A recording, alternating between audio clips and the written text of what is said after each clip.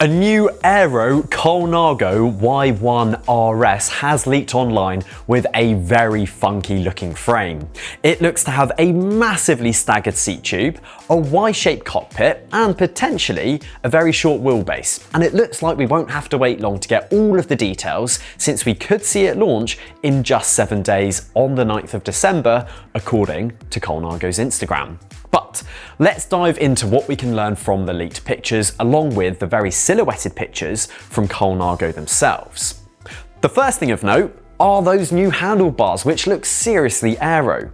Their Y-shaped appearance almost seems to be a convergence of Cervelo's S5 cockpit, the Syncross Creston IC bars, and the old Hoverfly Aero bars that Specialized made, which it used to fit to the old Venge Vias. It's of no surprise that the bars have had a radical overhaul, since this is where a lot of brands are finding big speed gains. My question will be, how wide are they, and what width options will be available? Moving away from the handlebars though, a super deep head tube can be seen, with again potentially another feature that mirrors that of the Cervelo S5 with its bayonet style head tube. But given that the front quarter image suggests otherwise, this could simply be a trick of the reflection from the holographic paint. The fork is also incredibly deep, and the down tube not only wraps itself around the front wheel, but also features a similar cutout as seen on the Pinarello Dogma F, in an attempt to shield the down tube water bottle from the oncoming airflow.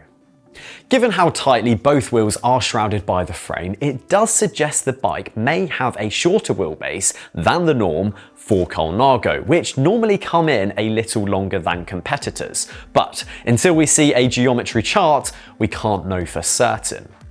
If we move on to the elephant in the room, that seat tube is undoubtedly wacky. As it travels upward from the bottom bracket, it tightly wraps around the rear wheel until it hits the seat stays.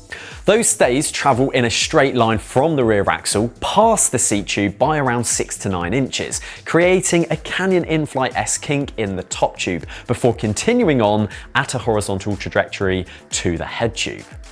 The seat tube continues in an upward direction from this kink and then appears to use a standard seat post setup rather than a seat mast as found on the Trek Madone, which uses a similar staggered seat tube design. The model shown in the leaked images also appears to be a team replica build, since it's wearing a Shimano Dura-Ace group set, NV 6.7 wheels, and potentially some carbon tie chainrings and maybe even some carbon tie rotors. But what are my overall thoughts? Well, much like many other aero bikes these days, it does have a wacky looking design, but it does almost seem to confirm what other brands claim is fast with its adoption of a Y-shaped bar. While it's not as important for an aero bike, I will be keen to see how much this bike weighs in at. After all of that material will start to add up. Since we don't have to wait long to hear more about this bike, let's get your guesses down in the comments on how many watts faster than the V4RS Colnago will claim it to be, and how much you think it might cost.